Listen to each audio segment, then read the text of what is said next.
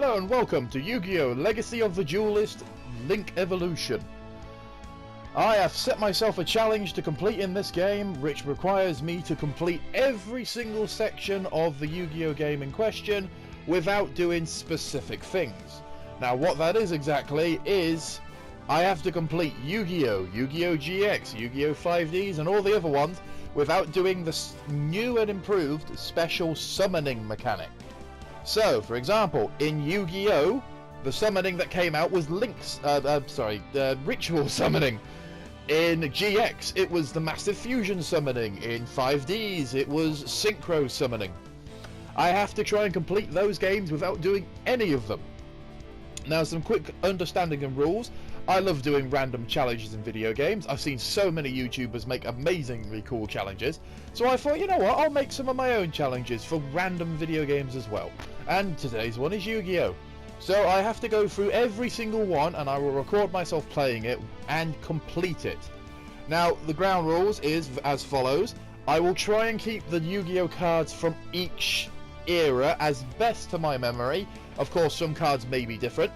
I am allowed to have up to 2 decks per area, so as I progress through the series of Yu-Gi-Oh! I can create more decks. I won't be using the custom-made decks because a lot of them would require either fusion summoning, synchroing, linking, pendulum summoning, so each era would have their own thing. As I go through each season, I will be having a certain amount of lives. Starting at the original Yu-Gi-Oh! I'll have 3 lives. And the way it will work is if I lose a duel against somebody, I retake them on and so on and so forth. If I lose all my lives, potentially the run's over, but we'll see how we go, supposing. And I'll gain more lives as we go on, because sooner or later when we get to maybe the Link era or the XZ's era, not being able to do that specific thing will be pretty difficult.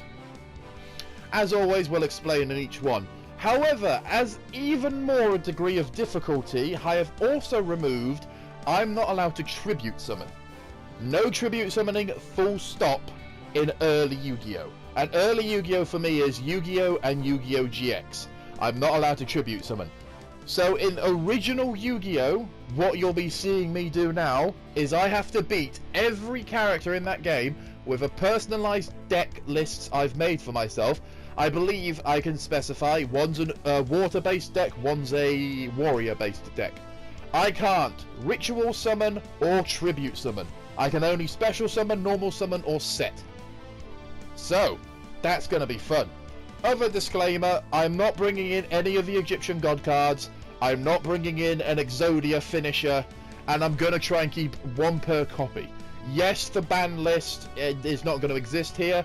I'm going to have Pot of Greed, Graceful Charity, but only 1 of each copy. I can't have 3 Pot of Greeds and 3 Graceful Charities.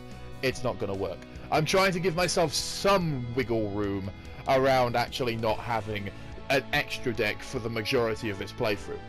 But of course, once I get through original Yu-Gi-Oh! I can ritual summon. Would I actually use it? Probably not, because ritual summoning in original Yu-Gi-Oh! Was diabolical. And moving forward, yes, hopefully, I'm really hoping when we get to the GX era, if I succeed, I actually have access to fusion monsters.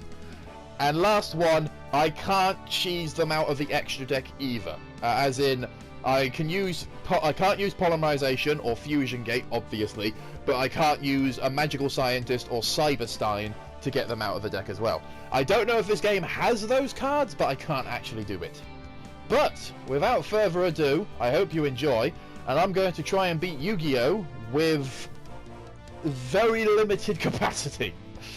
But I probably have already explained all of this on the actual playthrough, so enjoy.